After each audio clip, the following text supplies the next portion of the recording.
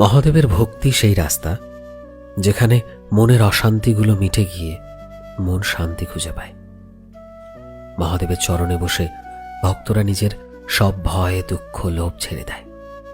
কারণ শিব সেই শক্তি যেটা আমাদের জীবনের অশান্তিগুলো দূর করে দেয় আর প্রতিটা বিপদকে সুযোগ বানিয়ে দেয়। শিবের জটা থেকে বাহিত গঙ্গা আমাদের পবিত্রতার বার্তা দেয়। মহাদেবের তৃতীয় চোখ আমাদের সত্যের অনুভূতি দেয়।